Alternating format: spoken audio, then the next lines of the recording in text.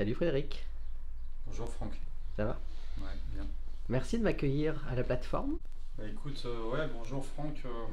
Moi c'est Frédéric Lopez, quasiment un demi-siècle.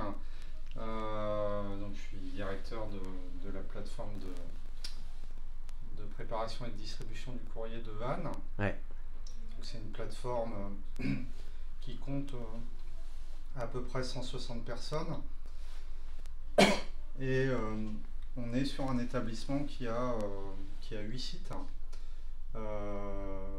Donc, on peut montrer la carte, qui ça coiffe, serait chouette. oui, oui, bah, elle est là, la carte, qui coiffe tout le Morbihan-Est et qui s'étend de toute la zone de la Roche-Bernard jusqu'à la zone de Grandchamp, en passant par Musillac, Sarzeau, Elvin et puis nos trois sites vantais. À peu près 340 effectifs mensuels qui collaborent au sein de cet établissement. Ouais. Deux tiers qui font de la distribution du courrier, et puis on va dire 25% qui travaillent sur des activités de traitement qu'on ira voir tout à l'heure Hmm. au sein de la plateforme, hein, des activités qui tournent autour du flux colis, qui tournent autour de la remise en entreprise, de la Hmm. collecte en entreprise, de la dispersion départementale, de la concentration du courrier du soir avant que ça parte vers nos sites régionaux Ouais. de Rennes. Et puis une trentaine de personnes qui sont dans l'équipe de direction élargie, Hmm. avec des fonctions classiques en entreprise, Ouais, fonction transverse quoi. C'est un peu fonctions ça? transverses ou Ouais, fonctions de responsable d'exploitation. d'accord. Principalement du coup quand même, des gens de terrain, des gens qui ont commencé par le terrain ou pas forcément? Alors ici on est sur le terrain, Ouais, hein, ici on est sur le terrain, on aime à dire qu'on est des opérationnels. On a les pieds dedans tous les matins. Voilà, ça commence ici sur la plateforme à 3h, ça finit à 21h. Et puis sur les sites distants de l'établissement, on est plutôt sur des créneaux 7h30, 16h30 ou 17h. ouais, Et puis, pour répondre à ta question, il y a des gens qui ont commencé sur le terrain, qui ont fait que du terrain, puis il y a des gens qui ont commencé plutôt comme fonctionnels et ouais. qui sont venus au terrain un petit peu plus tard. Ouais, c'est Mais intéressant ça. en tout cas les gens qui ont commencé comme fonctionnels et qui viennent sur le terrain aiment le terrain, même si le terrain est extrêmement absorbant. Ouais, j'imagine. Euh, Parce que c'est vrai qu'aujourd'hui on parle d'emploi grâce à The Job. Euh, est-ce qu'il y a un cursus où il y a des similitudes finalement entre les gens qui arrivent ici ou alors finalement c'est des parcours qui sont parfois super différents quoi. Les parcours étaient très calés, très calibrés, très tracés jusqu'au début des années 2000, hein, pour faire Ouais, simple, hein, où le postier rentrait postier, finissait postier. Et puis depuis le début des années 2000, il y a plus ce sésame qui s'appelait le concours administratif que les gens passaient, qui les amenait à Paris pour après ouais, revenir en province. Maintenant, on recrute local. ok, d'accord. On recrute tout terrain. On a différents profils. On a des gens qui sont en recherche d'emploi. On a des gens qui sont en reconversion professionnelle. On a des gens qui ont fait des études. On a des gens qui sont autodidactes. Voilà, on a de tout. Euh, voilà, il faut de tout pour faire la poste. Ouais, c'est ça. Et il y a une question qui me vient, c'est est-ce que du coup, s'il y a tous les profils, est-ce qu'il y a parfois des gens qui ont fait une grande partie de carrière ailleurs, par exemple, et qui se disent, tiens, pourquoi pas, il me reste 10 ans, est-ce que il y a aussi ça, par exemple? Ça Il y a peut être ça, aussi ça? il y a Ouais. ça. J'ai un exemple là, qui me vient en tête tout de suite. On a un facteur sur Van République Ouais. qui a fait la majeure partie de sa carrière dans la restauration et et qui travaille avec nous, on va dire, depuis 3 ans à peu près, qui a 64 ans, je crois, et excellent. qui compte travailler encore 2 ans avec nous, et donc aura fait ces 5-6 dernières années Génial. à la distribution. Voilà, et là, c'est l'exemple de la reconversion réussie, parce que c'est clair. pour monter sur un vélo à 60 ans jusqu'à 66, comme il aime à le dire, voilà, il faut en vouloir, quoi. Hein? faut en vouloir, il faut être adaptable. Hein. Ouais, c'est ça.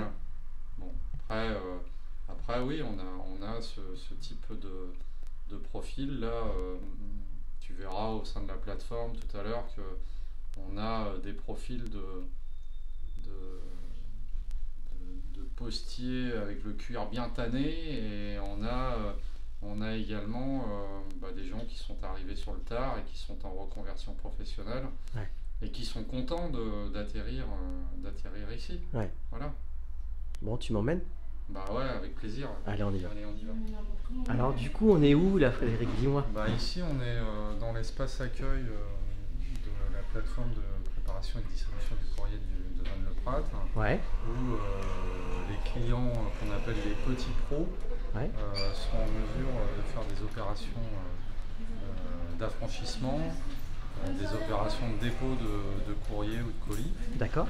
Mais pas que les petits pros, ça peut être aussi des particuliers. Ok. Tu as aussi du particulier qui vient là. Mais uniquement sur la partie affranchissement du courrier. D'accord. Tu veux qu'on avance parce que par rapport au port, peut-être que ça va faire du bruit. Voilà.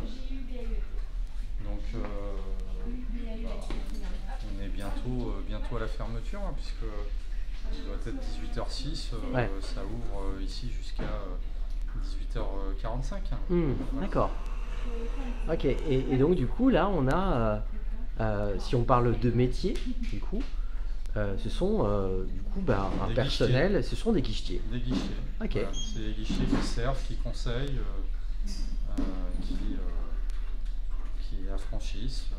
Je dirais comme dans une poste plus traditionnelle, en tout cas. Alors, comme dans un bureau de poste. Dans un bureau de poste, en fait, ils font aussi des opérations financières qu'on ne fait pas ici. D'accord, ok. Là, on reste sur ce traitement-là. D'accord. Ok, ça marche. On continue.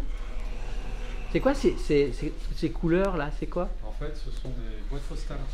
Ah, ok. Ce sont les clients pros ou particuliers qui ont une boîte postale avec un numéro de CEDEX, courrier d'entreprise à distribution exceptionnelle. Et il y en a beaucoup là, dis donc.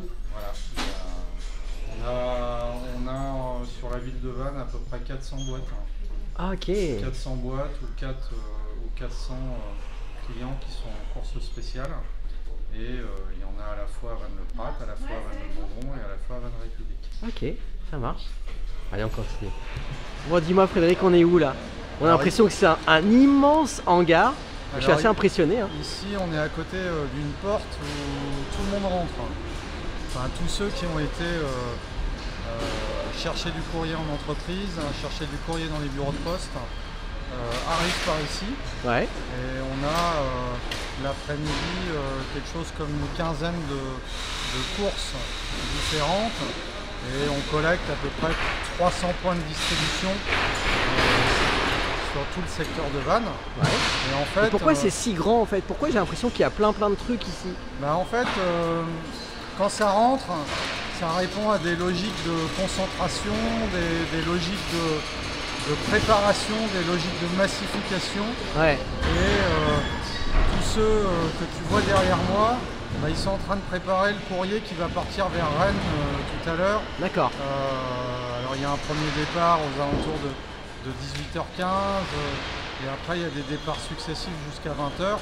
Et donc en fait c'est tout le courrier qui a été concentré sur le département du Morbihan qui arrive soit par nos courses de collecte de nos agents courriers, soit directement des autres bureaux du département. D'accord. Voilà. Est-ce qu'ici il y a par exemple, mais peut-être que je vais dire une grosse bêtise, est-ce qu'il y a une espèce de travail sur chaîne? Est-ce qu'il y a un partage finalement des tâches?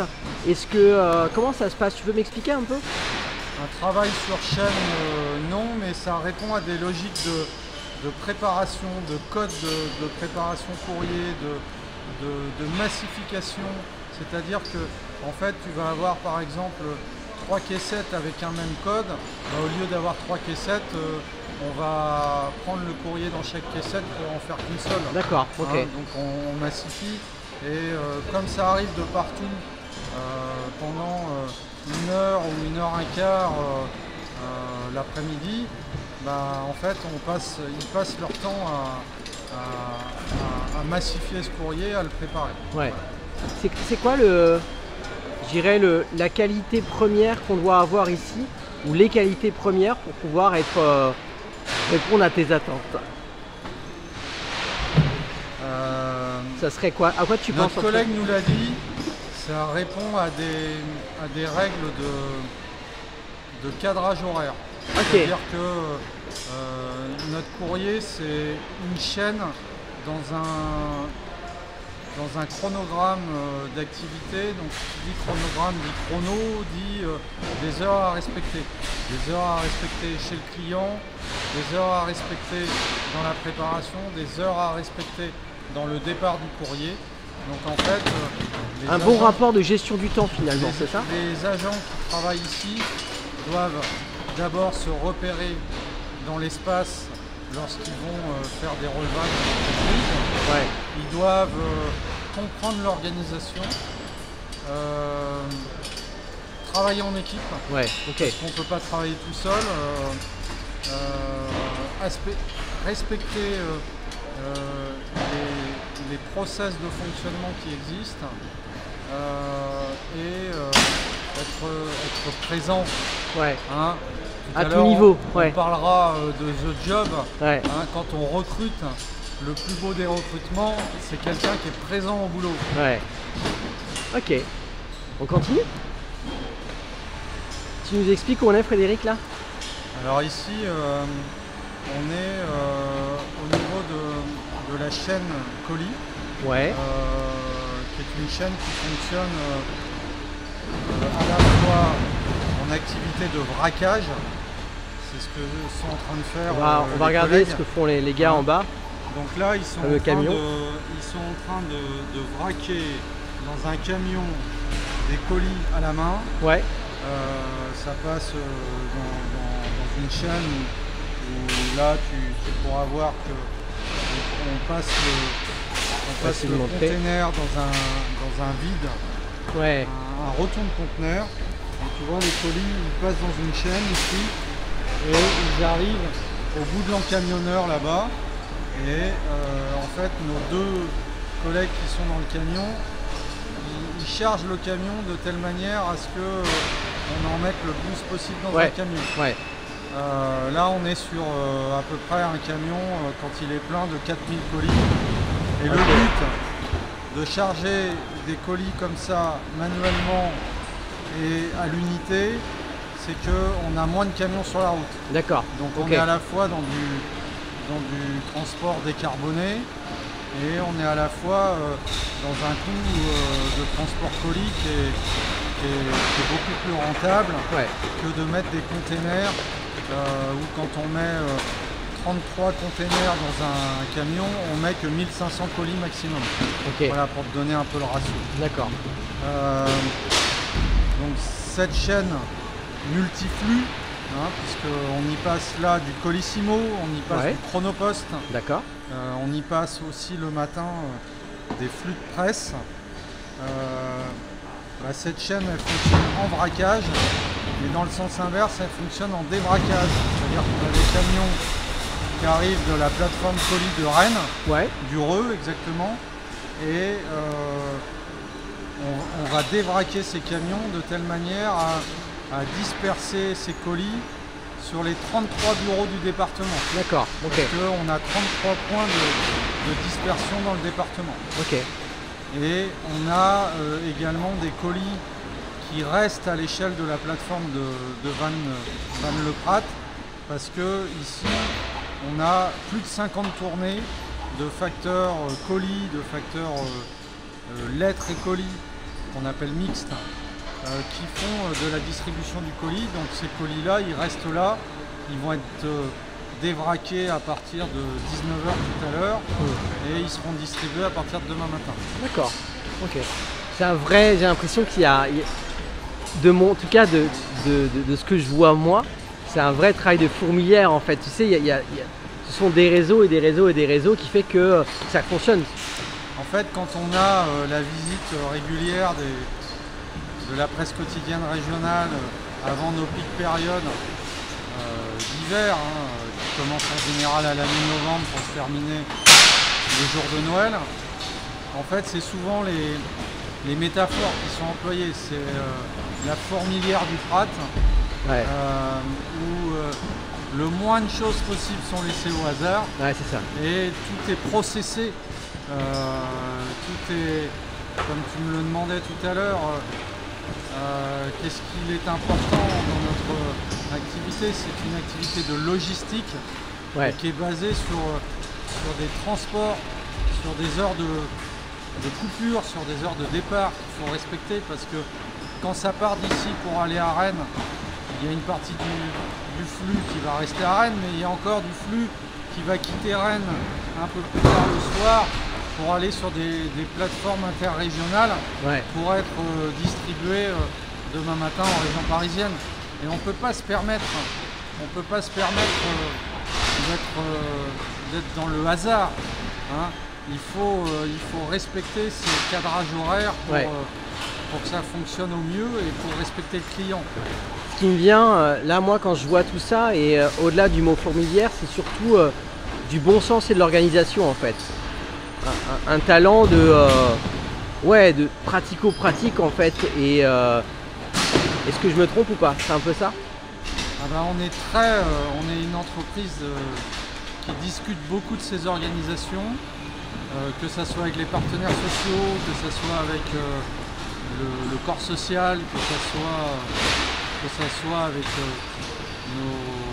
nos partenaires. Je pense à Colissimo, je pense à Chronopost, Ouais. je pense aux sociétés de transport qui prestent pour nous, puisque c'est de la sous-traitance de transport qu'on fait. Bien sûr. Tout est basé sur des heures, sur des temps, Ouais. et c'est à la fois notre force et à la fois un certain aspect de rigidité. Ouais. Mais pour distribuer demain matin en région parisienne, on n'a pas le choix que de respecter ces horaires. Ouais, c'est ça. Allez, on continue? Ouais. C'est quoi, Frédéric, cette espèce de cage de fer là? C'est la prison? C'est quoi ça? Non, c'est une clinique. C'est la D'accord. clinique du colis. En fait, c'est tous les colis qui transitent par ici et qui sont soit endommagés dans le cadre du circuit de transport, Ah, ok. parce qu'ils ne sont pas toujours bien conditionnés, Ouais. parce qu'il y a des choses extrêmement fragiles qui sont transportées, type des bouteilles, et qui nécessitent à un moment donné des recherches spécifiques. D'accord. Donc, Ok. on a sécurisé cet endroit parce qu'il y a des valeurs, et c'est un espace qu'on a D'où cette image de grille en fait? Ouais, Hein, c'est ça, pour au contraire sécuriser le truc quoi. tout à fait. Ok, C'est pour d'accord. respecter le client une fois de plus. D'accord. Ok. Voilà. Ce Ça qui marche. est important dans notre activité, c'est de respecter le client, parce que si on n'a pas de client, on n'a pas d'activité. Ouais, c'est clair.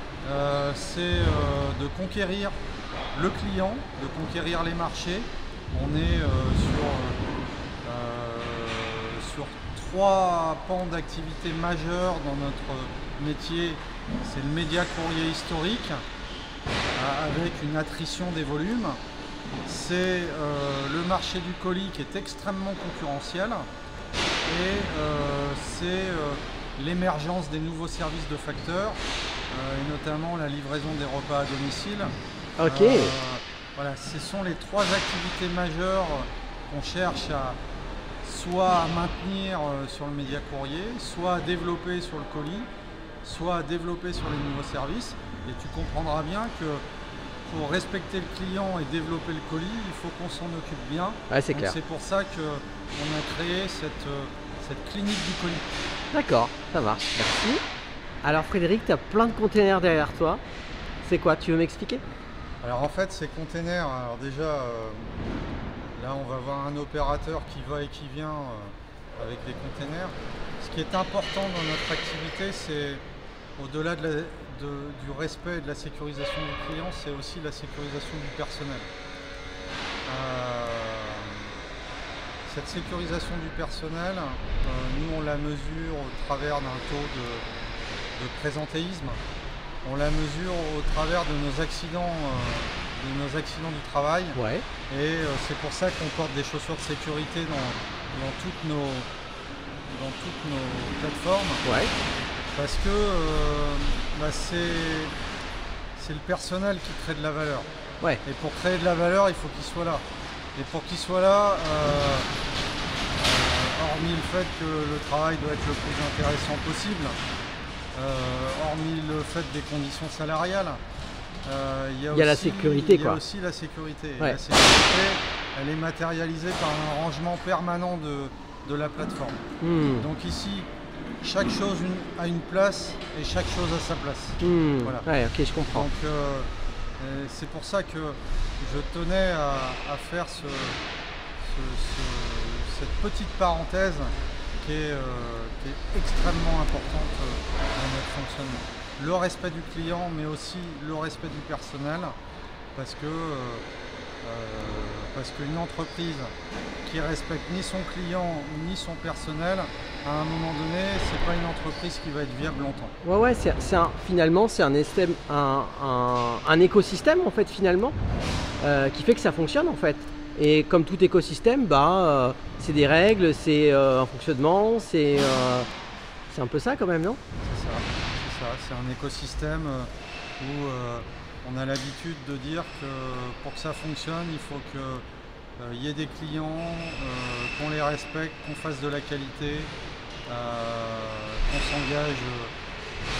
s'engage sur des délais quand on a à s'engager sur des délais, qu'on ait du personnel présent, qu'on le sécurise. Et dans ces cas-là, l'entreprise elle fera les meilleurs ratios économiques possibles pour être viable dans la durée.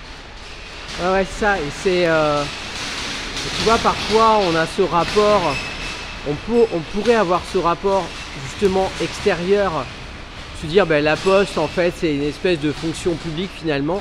Et quand on voit ce qui se passe là, quand on entend aussi ton discours sur les valeurs finalement profondes de ce qui est fait, c'est une entreprise, c'est clairement une entreprise avec une vraie structure, avec des vrais objectifs finalement, et l'idée de faire un vrai service et un vrai service client, quoi. Oui, tout à fait. C'est pas une espèce de fonction publique, c'est une entreprise. Ouais. En fait, le discours que j'ai moi avec mes patrons et que mes patrons ont avec moi, c'est toujours orienté autour du client, autour du personnel, autour de l'aspect commercial, autour de l'aspect résultat économique. Voilà, c'est cette symétrie des attentions qui fait la performance globale. C'était important de parler de ça aussi. Tout à fait. Merci. Bon, du coup, je t'emmène en pleine nature.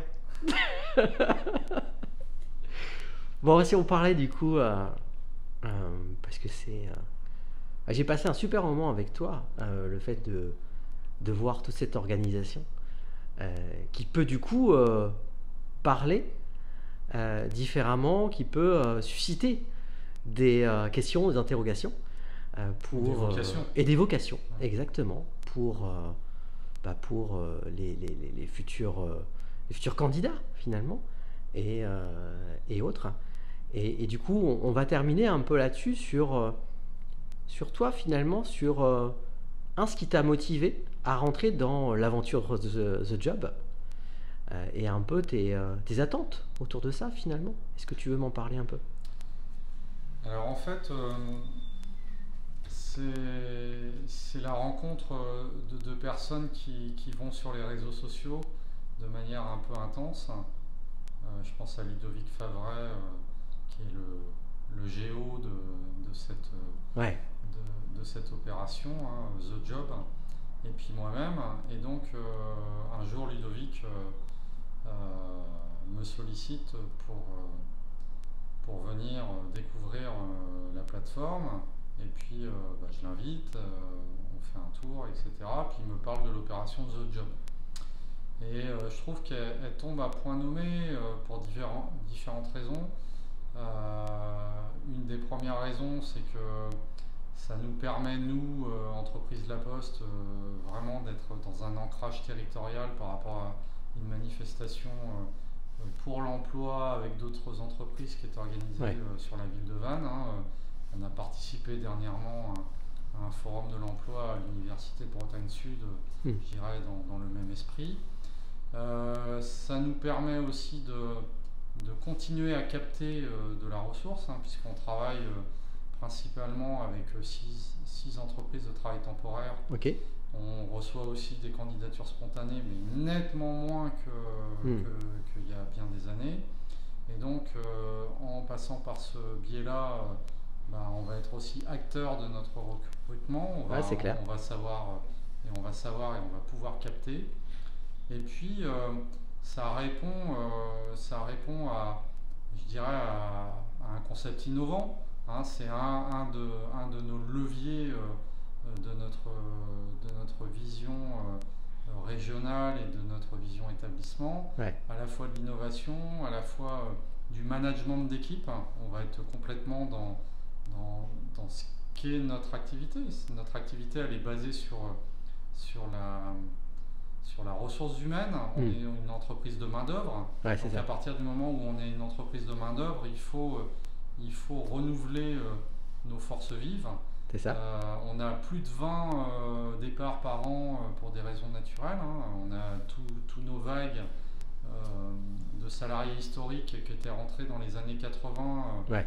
les années qui étaient très pourvoyeurs de recrutement au sein de l'entreprise qui sont en train de partir. Donc il faut qu'on renouvelle nos forces. C'est ça. Et donc nous, ça va nous permettre de le faire. Et puis on répond au travers de cette opération The Job à des volontés de responsabilité sociale et environnementale. On répond également à des enjeux de diversité. Ouais. On s'inscrit vraiment dans des valeurs que véhicule l'entreprise. Un petit mot à rajouter, Frédéric, ou pas? Merci à toi d'être venu découvrir notre bel outil de travail. J'ai passé également un très bon moment. C'est une manière aussi autre, décalée, de parler de son entreprise, de son activité. Et puis en espérant que ça suscite le plus grand intérêt de tous. En tout cas, merci de m'avoir ouvert tes portes. Et puis rendez-vous le 29. C'est ça, rendez-vous le 29 au Palais des Arts et des Congrès. Exactement. De Vannes. Merci Frédéric.